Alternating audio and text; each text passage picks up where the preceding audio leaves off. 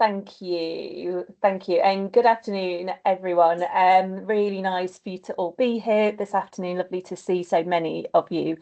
For those that don't know me, I'm Sarah Griffiths. I work for Central East ICB, and I'm really pleased to be co-hosting today's session along with Nicola as well. And thank you again for joining us to talk about this really important topic. Thanks for putting your comments and reflections in the chat as well. I think there's such a variety of words to use, just really recognising the breadth and the scope of this deputy role, which I think kind of touches on an awful lot, probably what we're going to talk about in the next hour or so.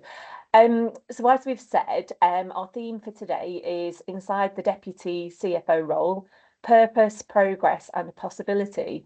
We couldn't think of a fourth P, but I'm sure we can try and think of one during the course of the webinar. But what we really wanted this session to be is just something that was really, really honest and practical about what that deputy role really is like. So not just kind of what the title says, but what the reality of that is, day to day, hour to hour, so to speak, the leadership it requires, the breadth of the role, the breadth of responsibility, the scale of the challenge, but also kind of most importantly, the opportunities it presents to make a difference to the organisation and to the teams that we all work with.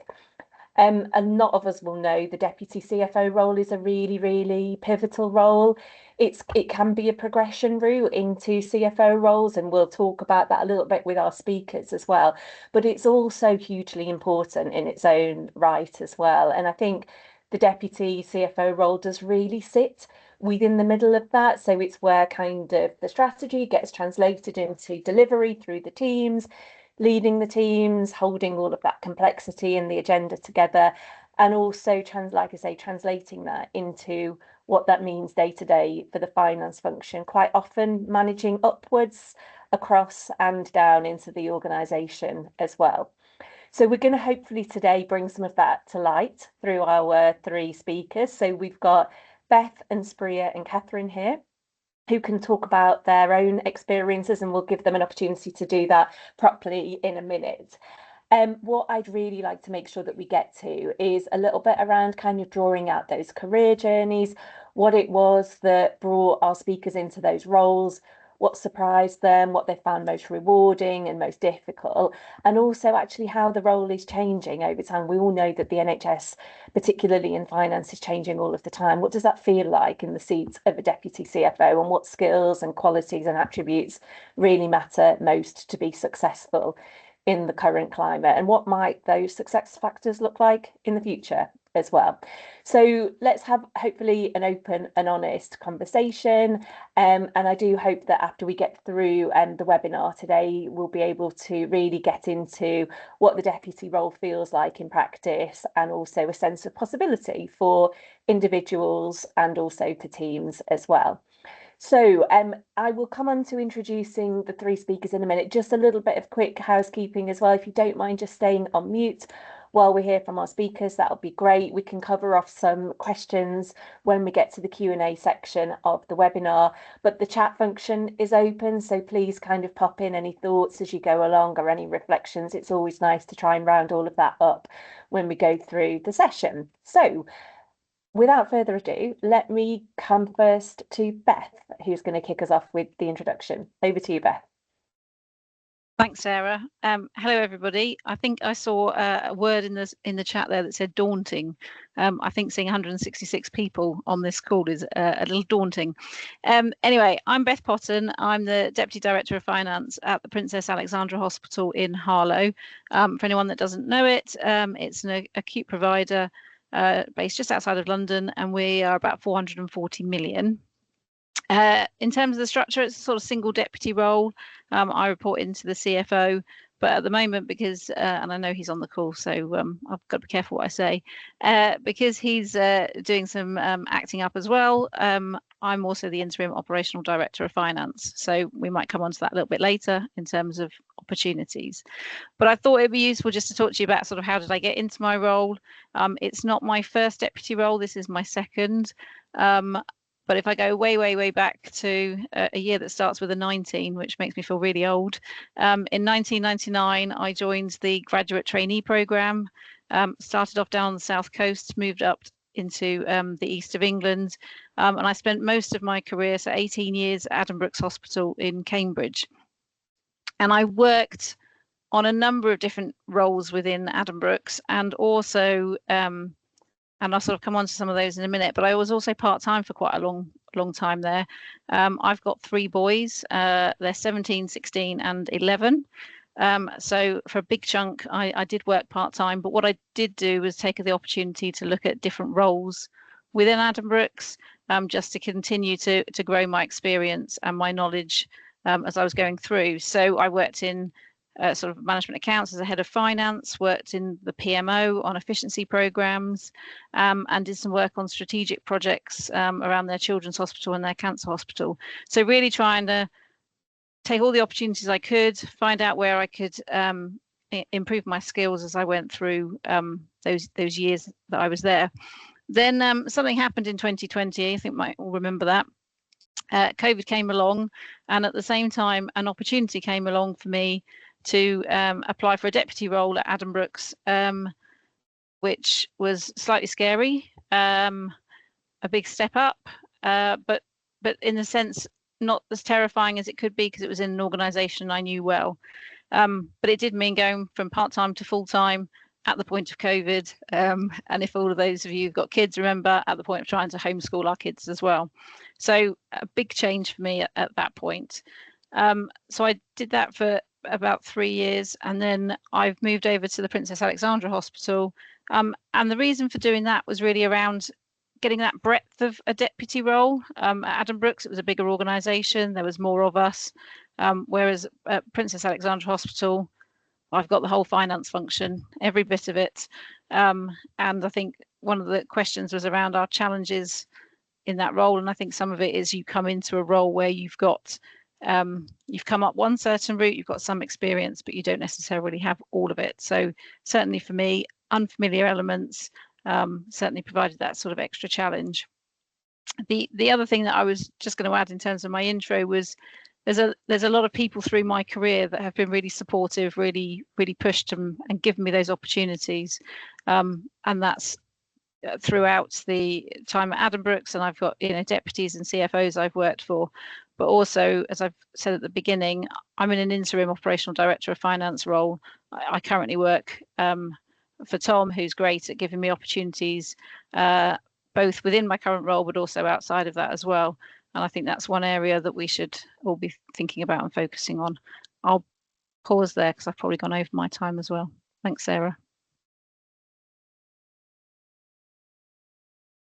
Sorry, made the mistake of not taking myself off mute. Thanks, no, Beth, perfect timing. That's great. Thanks very much. I'll move on to our next speaker. Some really helpful reflections there, Beth, that I'm sure we'll kind of pull out through some of the Q&A. But let me bring in Spriha for an intro next. Hi, Spriha. Hello, hi. Hi, I'm Spriha Dutt. I'm the Deputy CFO at South Central Ambulance Trust. So I'm fairly new to my role, about 7 months in. So hopefully I can bring that perspective of someone who is still adapting to the role, and about how those first few months are in the deputy role and what they actually look like. So a bit of background: I started my career in the NHS on the graduate scheme. I trained in Leeds, then moved to London, worked at Royal Brompton, and then Barts Health. So very much acute and management accounts focused. After my second maternity leave, I moved into a head of finance role at Bedfordshire Hospitals, which was a slightly ambitious way to return back to work. And then after a year or so into the role, start thinking about next steps. And the next step for me was the deputy director, deputy CFO role. When I first considered it, it almost felt like this giant, unachievable leap, at least 2 to 3 years ago, 2 to 3 years away. And I really didn't know how to crack it, because there were so many aspects of the deputy role that I wasn't naturally exposed to in my current role. And I'd always worked in management accounts, so I wasn't sure how I could prepare myself to lead the financial accounting side of things, for example. And I felt that was a huge gap in my CV. And I think most of our minds work in that way, that you instantly think of your gaps or your weaknesses instead of what you're doing very well. And I was very much focusing on my gaps at the time. And I went to my CFO with this list of areas that I needed exposure to, and we made a plan on how I'll achieve those to get me to a place where I could start applying for a deputy role in a year and a half, 2 years' time. So that aligned perfectly with my home life because my girls at the time were 4 and 2. So I thought it'd be good to go for a deputy role when, they're in school. So I had a plan. It was all good. But I guess life had other plans. So a month after this discussion with my CFO, I was at the HFMA conference talking to this incredible senior leader. I won't name drop, but we were talking about my ambitions and looking at the deputy role as the next step. And she said, there may be a secondment opportunity now at the ICB in Cambridge for the deputy CFO role if you're interested. I have a huge fear of missing out, and I really struggle to say no to any opportunity. So despite my self-doubt and a genuine anxiety that I will do a really bad job at this role, I said, yes, please, love to be considered. And 4 months later, I found myself working with Sarah at the Cambridgeshire and Peterborough ICB. It was very daunting to move from provider to commissioner and also the step up, but I survived. And even though it was for a very short period of 6 months, some of the work that I did over there on leading some of the projects was really helpful in shaping my understanding of how systems work, and it really helped me in my current role. So after I finished my secondment, was lucky enough to get my current role at South Central Ambulance. I started at SCAS at the beginning of the planning round, which was intense, to say the least. It was my first time at an ambulance trust, so coming in, wrapping my head around how things work in an ambulance sector, the people, the processes, leading on planning for the first time, and doing that first plan submission within a month of starting was all really hard. And as I mentioned, my background is completely management accounts, so leading on capital and financial accounts was a whole different challenge. And to make things harder, my CFO, who was already managing a huge portfolio as an exec, was asked to step up as the interim CEO, which meant he was less available. And then I had my interim CFO start a few months after, so a change in manager within the first 6 months. So it's been quite eventful, to say the least. And I'll admit the work-life balance has, or was, in the first few months, very, very bad. When I took the role, I agreed with my husband that to give me a 5 months grace period where I would prioritize work, so he'll need to do more at home. And if I have to reflect back in the last 6, 7 months, I think the first 2 months were very overwhelming. I was working ridiculous hours, but things started to improve as I gained clarity on my role, as I gained clarity on my priorities, my approach. And I would say my work-life balance now is pretty good. I'm very intentional about working reasonable hours, giving protected time to family and myself. And while that may not happen every single day, I try to do that on most days. It's not easy to do it because it's not like work's done, work's never done. One has to be very intentional about drawing those boundaries without impacting the deliverables. But it is completely possible. If I just have to sum up with a couple of reflections on things that I wish I knew when I was considering the deputy role a year ago, and hopefully should help someone who is in the same position.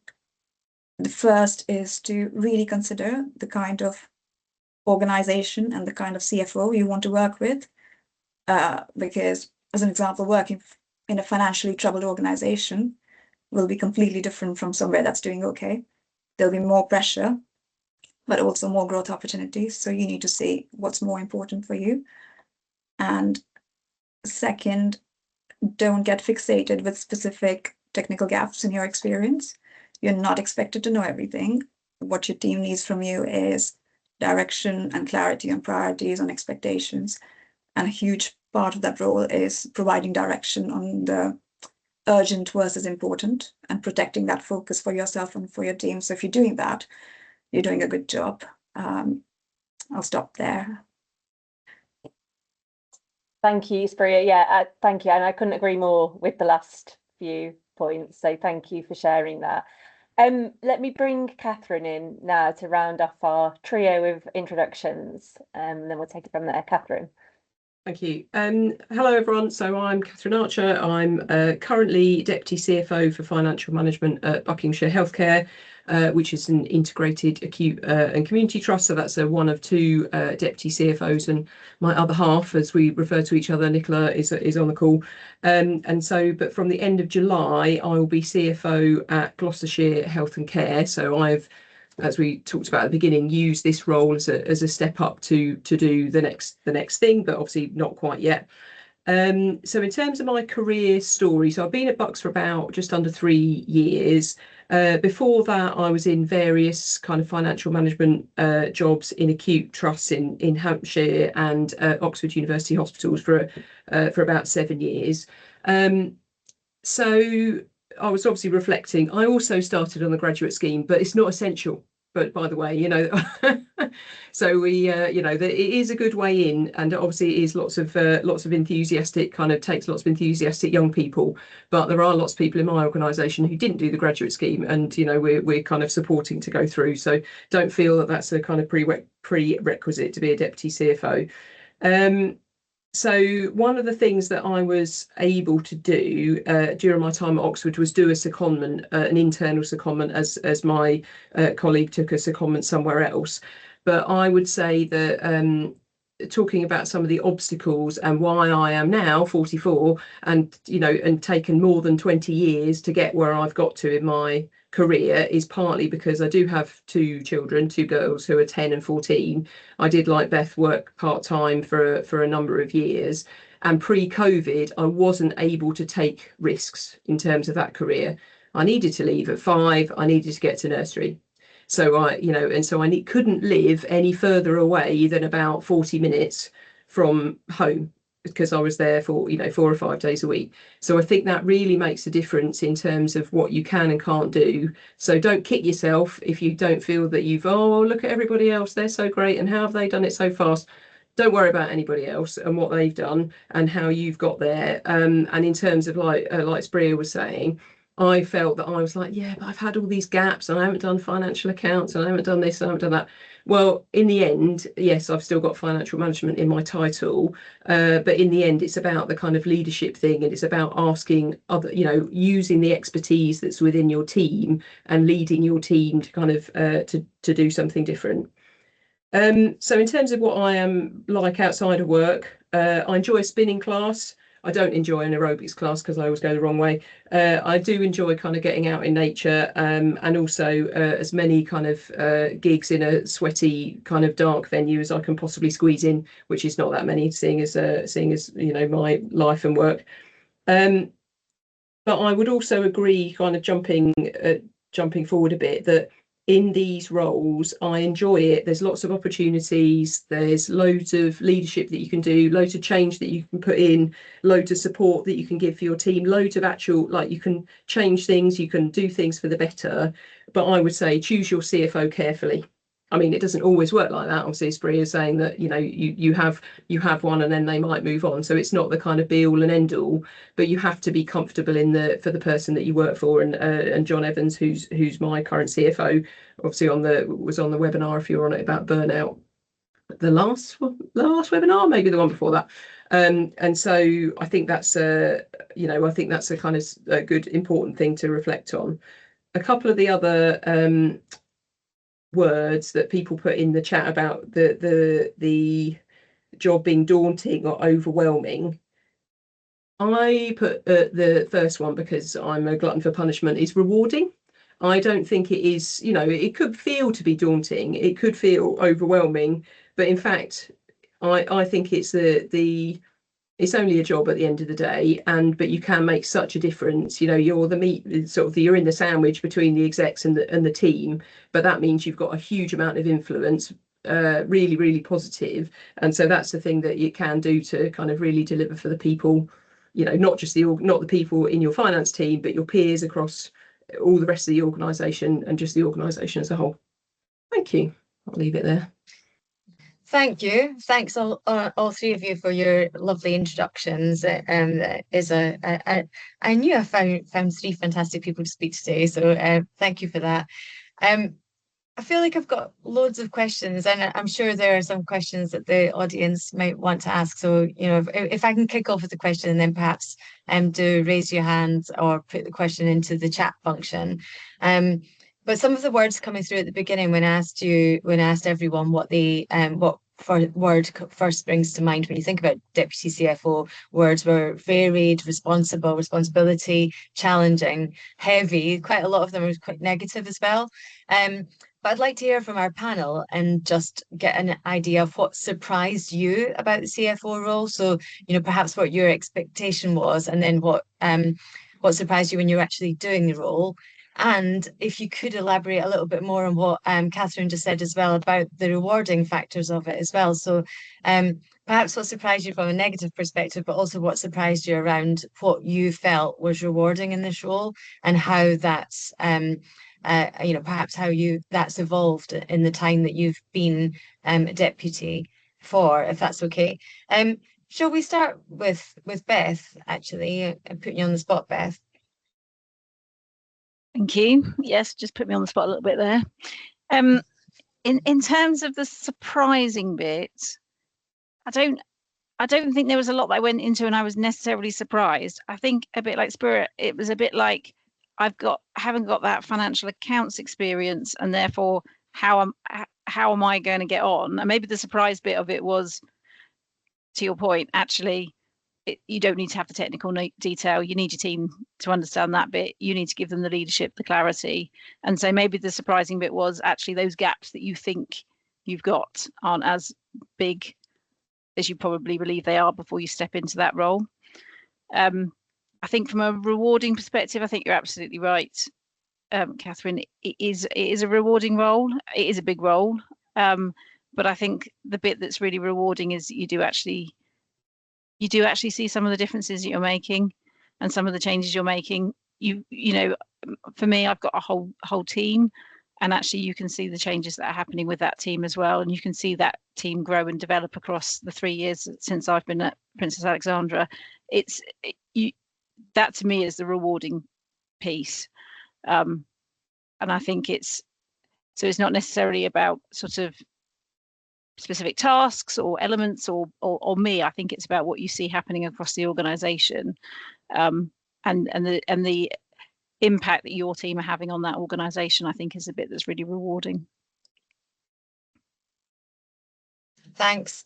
Yeah, I can, and also, you know, from the people I speak to, I can hear the impact that the deputy makes on them. And it goes back to what you were saying earlier around the impact that say Tom, for example, has had in your career, and how that trickles down as well. Yeah, Katherine, do you want to elaborate on this one as well? Thank you. So I suppose, yeah, I wasn't that not surprised per se, but I think you have to be comfortable in not knowing. So, you know, there's loads of meetings, there's loads of this and there's loads of that, and it's like, do you know what's happening with this project over here? And you say, actually, I don't know what's happening with that. But you have to say out loud, you know, but you cannot be expected to know absolutely everything across the breadth of the whole organisation. But it's okay not to know everything. So I think that's something that you just have to be, you know, you have to be comfortable with, like not always having the answer. And I think probably it was not surprising exactly, but how much time I spend with my peers in, say, the people team, the digital team, the strategy team, you know, at that the deputy coup, all of that kind of level, you know, delivering the efficiency savings, for example. And that's kind of, as well as the, you know, my finance team, that's who I probably spend the most time with. I think that probably the thing that I find not surprising necessarily is that as the deputy CFO, you have power to make kind of decisions and other things, but sometimes you think, oh yes, but I really must kind of kick it upstairs to make sure that my CFO is kind of comfortable with the decision I've made. And 9 times out of 10, yeah, we're in agreement, and that's fine. But I think that's the only thing that I would say is not is a negative, is just to say, okay, well, you know, I know what I think is sensible to do, and generally we're in agreement on that. But in this particular role, you don't always have you haven't got the kind of the governance around it. It still sits with the CFO. It's up to them to kind of justify the decisions to the board. So it's up to them, you know, so therefore it's sensible for them to kind of be clear on the decisions that are being made. But yeah, I still think the rewarding kind of outweighs the daunting. Yeah, thanks for that. And it's interesting as well, like what you're saying about you don't have to know everything. But yeah, I expect the teams expect you to, because they look to you for that. And you know, it's what we've been discussing more recently with all changes in ICBs and headcount. Everyone expects the leader to know the answer, and sometimes they don't. You know, it's a tricky position to be in. And Spriha, so for you're the most recent person into the deputy CFO role.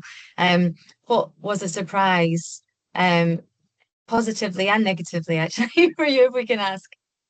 I don't know. I don't think there was any negative surprises, because I did expect it to be quite intense, and it was. I'm a bit of an overthinker myself, and I think going into the role, I was thinking a lot about how will I deal with this or that, but it's just been so busy that I've got on with things, and I think that's surprised me in a good way, that I don't have the time to, or the luxury to actually worry about anything.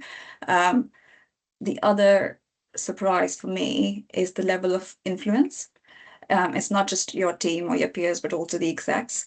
And I don't think you quite experienced that in any other role before the deputy role. So your input really carries a lot of weight, and you can really shape decisions and immediate organizational priorities. And I don't think I'd experienced that or expected that so early on. But it's been a good surprise for me, definitely. Thank you. And presumably that's one of the reasons why you do it, right? To have that ability to influence. And as you know, as Sarah said right at the beginning as well, it is a role that's traditionally seen as a stepping stone or an opportunity to progress towards CFO as well.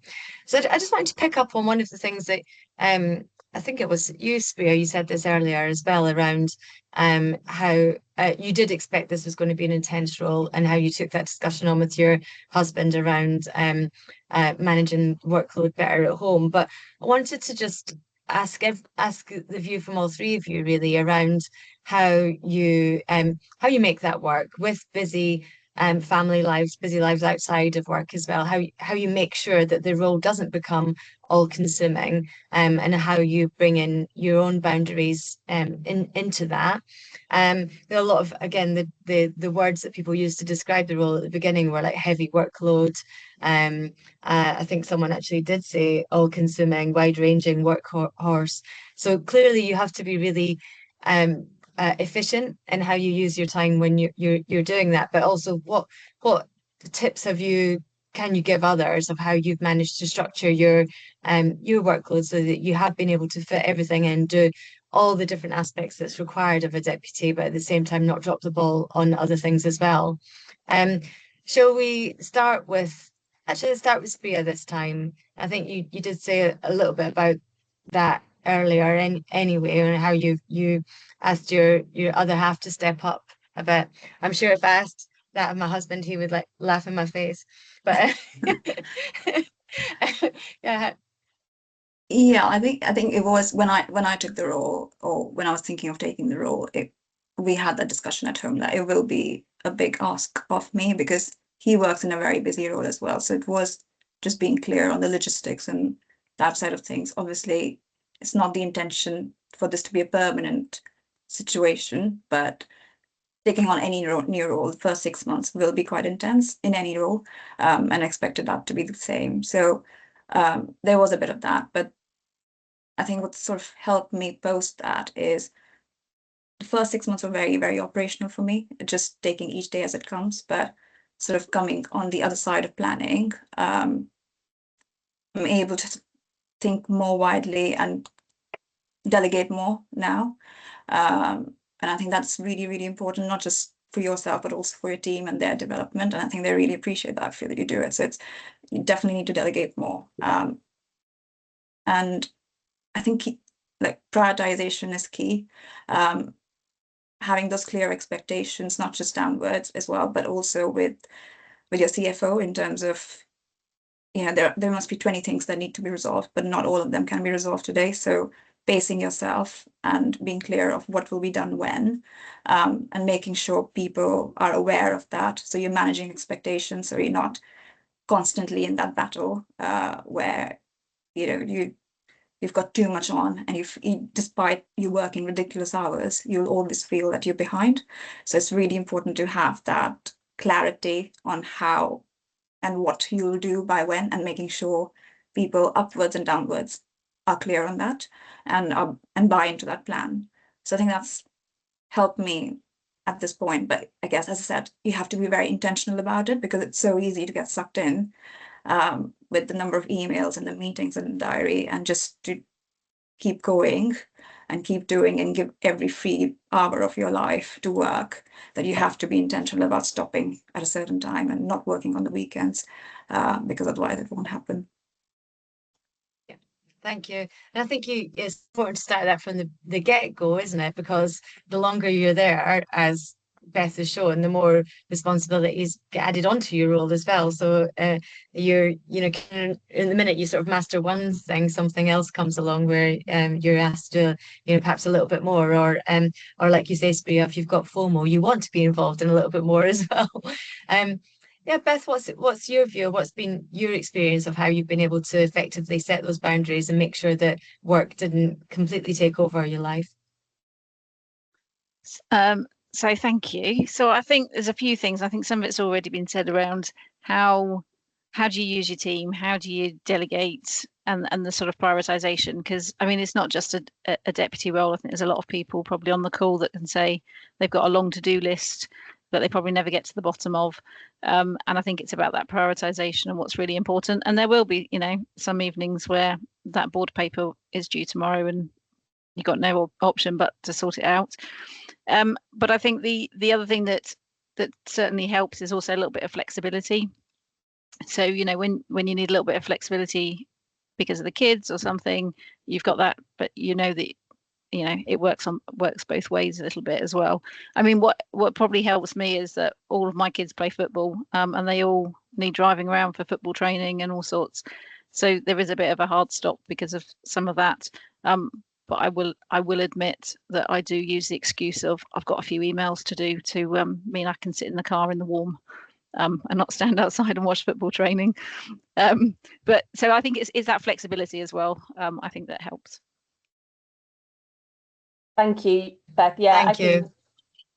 I can definitely resonate with the sitting in a car instead of on the football sidelines. But yes, I'm gonna maybe ask another one or two, but also kind of really keen to hear from kind of the audience as well. So if there's anything that you want to ask directly, or if you've got any comments or observations, the chat function's there. Feel free to raise your hand. And yeah, if we want to have a little bit more of a engaging conversation, then that's great as well. But we are primed with a long list of things to talk about, so we can also kind of pick up a few of the themes as we go along. So I wanted to just kind of probe a little bit around some of the comments on how do you protect the boundaries and things like that to keep yourself in the right space as well. And I think just the flip side of that is around, sometimes these senior roles can be quite lonely as well. So what is it that you can do and you find yourself doing to really kind of look after yourself, to make sure you bring the energy, make sure you're the best version of yourself to support your team as well? Because I think so much of this is around kind of being able to role model the right behaviors as well. And it is tough, but there's lots of great stuff as well, as long as we've kind of got that right balance. So just probing on that one a little bit more would be fab. Katherine, why don't I come back to you to Thank you. start as well? I don't know whether I've perhaps it's because I'm a chatterbox, but I don't find it lonely. But I mean, obviously, as I say, Nicola, Nicola Peters is, we work together as deputy CFOs, but in quite, often it feels kind of quite separately, just as the way goes on. But I think I've got a really close peer group across the rest of the organisation. But also at similar levels, but obviously within my more than 20 years in the NHS, I have tried to not only obviously make connections all the way through, but I do deliberately keep up those connections. I don't, I do, like the HMA conference, and I do stuff with HMA branch and all those kind of things. And like this kind of network is a great example. There's lots of names of people I sort of see in the chat, think, oh yeah, I've met you before, or we used to work together years ago, and all that kind of stuff. People don't really move on very far, but I suppose I am the sort of person will send a message saying, oh, hello, how are you? We haven't spoken in ages. And then making sure that we kind of keep up with that, because keeping that network, keeping those people together does mean that if you're in a challenging role like Spriha has just kind of talked about, that you feel like you've got a kind of set of people to kind of go to. So that's not exactly peer mentoring, but it's kind of having that kind of set of people that you can kind of rely on to say, what we're doing about X, Y, Z. So I would probably shout out here the One NHS Finance courses. So I'm on the the CFO talent pool, but I've done I think 2 or 3 others over the years. And so all of the people on those, if they sign up for those courses, that's because they want to do these kind of things and they're good eggs and they're kind of enthusiastic and all about kind of learning and development and things. So yeah, take the opportunity to do that kind of stuff, meet those people, keep that network kind of growing, and then making sure that you use them when you need to, and so when people say to you, can you help me with whatever it is, you say, yes, of course I can. But in terms of bringing energy, etc., I think that I learned, I don't know if Beth is the same, but I learned from my time working 4 days to ruthlessly prioritise. Everyone else was working for 5 days, and in fact, when I had my second maternity leave, the chap that was covering me was doing 5 days, and he said, I don't know how you used to do this job in 4 days. And it was a bit like, well, I just did. You just do. So you just don't do the things that you don't need to do, right? Or you do the things you do it in 15 minutes and you don't take an hour, right? You just have to do the things fast. And so for me, in terms of keeping up the energy, is not wasting your energy doing stuff that's annoying or frustrating or whatever. So in terms of my own diary, I do block out the school pickups. I block out, I've got parents' evening from 4 o'clock next week.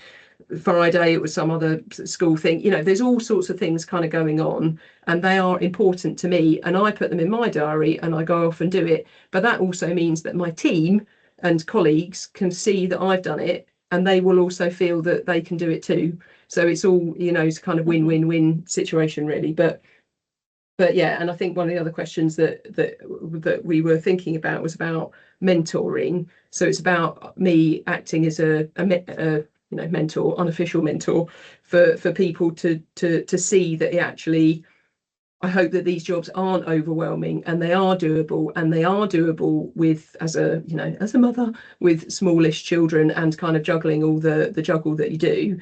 And so yeah, don't stop yourself because you think that it might be kind of overwhelming and hours heavy, because it's you can make a decision not to do that in some cases. So yeah, try and kind of keep the boundaries and stick to it, I would say. Thank you. And thanks. Beth, anything you want to add to that one, just around sort of continue around the boundaries and keeping the balance around your energy and enthusiasm for the role? I don't think so on the sort of that bit of it, but I think the other bit just to pick up on is just around that piece of, I think Katherine picked up on it, around your peer group across the organisation as well. So we're really fortunate that the deputies all share an office, which I think is very unique. So I sit with the deputy COO, the deputy people officer, deputy chief nurse, and actually having, we've all got teams that we're managing. We've all got not the same problems, but you've got a good peer group that you can bounce off of. you know, you can celebrate stuff together with, but you can also use them as a really good sounding board. You know, when you want a little bit of a moan about Tom or something like that. I'm hoping he's dropped off by now. No, but I think there is just a bit of how do you can keep that sort of peer group. That's really helpful. And I think to Catherine's point, I've seen a whole load of names pop up in the chat that are all people that I've probably given a call to at some point to say, can you help me? Or, you know, how do you do this? Or can I have some advice on that? Or can we just have a chat? So I think it's keeping those networks all the way through your career that is really, really important. Thanks, Beth. Spriha, do you want to add anything more to that sort of topic? Yeah, I think Katherine and Beth have covered everything I would have said. I'd say the only other thing that sort of helped me more recently, the last 6 months, especially the first couple of months when I found things very overwhelming, was having those mentors as well, people who had already done it and done it many times. So just having those conversations, and I would go into those conversations feeling a little bit overwhelmed and like the world was falling, the sky was falling, but just to have that perspective of, it's fine, you'll be okay, and just someone talking a bit of sense into you, and it's not things that you don't know, but it's just helpful reminders. I found that really helpful in knowing that I'm not kind of alone in there. Yeah, thank you. We've got a few questions in the chat actually, so I'm going to I think we can run through those. I don't know, Debbie, if you want to ask your question directly, please come in if you want to. Yeah. The question is, what one piece of advice did you wish you had received earlier in your career? Go on, Katherine, hand straight up there. I would say, don't worry that you haven't done the whole, you haven't done everything. You haven't done like financial accounts, or you haven't done capital, or you haven't done whatever it is, because you've got your experts within the rest of the organisation. I think that's the bit that you can feel like you're, like you've got a big gap there and nothing can ever fill it apart from doing that role. But actually the leadership qualities are the thing that you need. So I think probably people did tell me that, whether I listened or not actually was probably the thing. So listen to what people tell you when they say, don't worry that you haven't done everything. Who wants to go next? Any other? Go on, Beth. So I think there's something around your path upwards doesn't need to be a sort of a linear path, and it's that take those opportunities, branch out and do different things, and it's not a straight line up. So that would probably be one thing I'd say. Absolutely isn't. And Spriha? I think Katherine spoke about this earlier, about getting comfortable with being uncomfortable. So just taking those opportunities that will stretch you, even when you don't feel 100% ready. And if feeling slightly out of depth is not a bad thing, and actually it's part and parcel of a senior role. So get used to it more and more the quicker you can, and the more easier it will be in the more senior roles then. Great. Thanks, Debbie. Fab question. I'm going to go to another one in the chat. I'm going to go to the one that's got the next number of thumbs up, and also because I'm very intrigued by the answers to this one as well, which is Iona's question. I don't know whether you want to ask it directly, Iona, or I'm happy to read it out. Hi. Yeah. So I'm Ioana, and thank you so much, everyone, for the insight so far. What I'm curious about is, what are the qualities or values that you're looking for in your CFO, and how would you know if you've identified them early on, so before you start your role? Great question. I would say, go on, Katherine. The world of the NHS is very small. So you will know somebody who has worked with them or currently works with them. And if you don't, you know somebody that, that like within 2 or 3 degrees of separation. Look at their LinkedIn, see what they post about, that kind of stuff, I think. And also when you don't apply for a job, especially at this senior level, before you've had a really, really good chat with them, because there are, unfortunately, still people knocking about who are, let's be clear, they might be good at the technical, but they're not very personable, or they might be great with some people, but they might rub you up the wrong way. So you will probably spend a lot of time per week with that individual, whoever it is. So you do need to have, I think you should feel like you can get on with them personally, and I think that's probably just really important. I think it's probably the first impression, but also doing a little bit of due diligence about that individual and whether they're, how they come across or what they're like to really work with. Fab, thank you. Beth, I know your CFO's on the call, so maybe I'll give you a few minutes to think about like how you can structure a response. Why don't I go to Spriha next, and then we'll come back to Beth. I don't know if I could put it any better than Katherine has, actually. I think for me, it's definitely in the interview, if they're talking about culture, if they're talking about team, if they're talking about well-being, I think those things are always very positive. If they're just very focused in the conversations that you have on the technical side of things, on the goals and on the side of the work side of things, I think that for me is a slight red flag, I think. But as Katherine said, reputations travel very quickly and easily within the NHS, so it doesn't take long for you to find out exactly what the person is all about. So you don't have to wait for that first conversation. You can just find out what they really are outside, and people who know you, who worked with them, can tell that if you work well with them or not. So that almost is a filter in the first place, and then that first conversation just is a good way to talk about things that are important for you, and that might be for your family, and having those clear boundaries, and then making sure you talk about those things with the CFO and ensure that you're sort of on the same page even before you apply. I think that's what I'd say. Yeah, great advice. Beth? So I think all of that's absolutely true, and I haven't got to be careful because Tom's a great boss to work for. But I think the thing that I did before I started, or even in the application process, is I had a number of conversations with Tom. And you sort of get a bit of a feel for, is this somebody like I want to work with? Do they share the same values as me? What are they after in me as a deputy? Because it's almost like if you can understand what it is they're after, if it's not you, don't worry about it.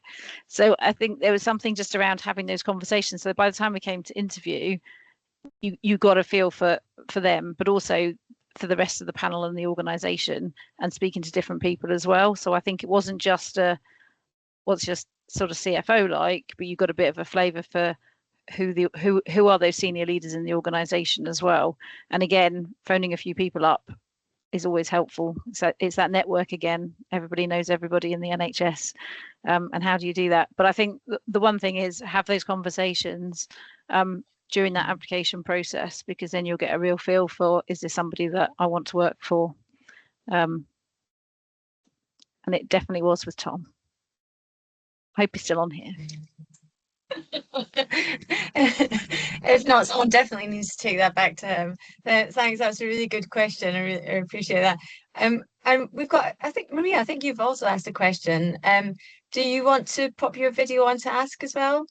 Or do you want me to ask it for you? What's your preference? Yeah, hi, I'm Maria. My question is actually a follow-up from the first question. I know you said you don't need to know everything to apply for a deputy CFO role or become a CFO. However, early on, what are areas of development that you think people should focus on that could help you in that role? You're not going to be able to tick off every single list, but what areas that you think people should focus on? Thank you. I can go first, just in terms of my own experience. I think what's really helped me is the system and partnership working. So if you can get exposure to that in whichever part of the organization you work, it really helps in opening up your perspective and getting a holistic picture of how things come together, how things flow. And I think that really helps in that strategic decision-making space once you get into more senior roles. So that definitely helped me doing that ICB secondment in the 6-month period. Other than that, I would say a good experience would be to shadow boards. Board committees is, again, another good place to find out about more high-level conversations, and eventually you'll find yourself in that space where you have to present. So it's good to just be there as a observer to see how things work and how things, it kind of challenges challenging questions that are asked to make yourself comfortable before you actually have to do it. Thank you. Yes, Spriha, that's often a advice that I pass on when I'm recruiting a role like this, as well, is to have exposure to boards so that you can see where your skill gaps are. What do you still need to work on in that situation? I think, Katherine, you put your hand up that you were going to say something. I would say technical stuff, obviously, whichever you feel that you've got a gap, but don't worry about it too much. But presentation skills, and that you can do in any role, you know. So if your organisation has an away day for finance and they ask for volunteers to present on something or do an icebreaker, you need to, you know, need to step up and do that. Practice makes progress. You're never going to be a perfect presenter, but on the other hand, I think it really helps, of course, in not just an interview, but kind of persuading people to do things, you know, doing these kind of stuff. I would say that being confident when you're talking to people, persuading people, and whether that's in actually written or spoken is really important, and especially because when you are at this deputy CFO level, you're talking to other people, for example, lots of medical consultants who you don't know, you know, so it's not somebody you would talk to on a regular basis, but you might be presenting. I do a joint management staff side or the equivalent for medics, so it's all of those kind of skills, I think, which are really important, and you can do those in every job, because everyone's always desperate for volunteers for those kind of away days and stuff like that. So I would start with that.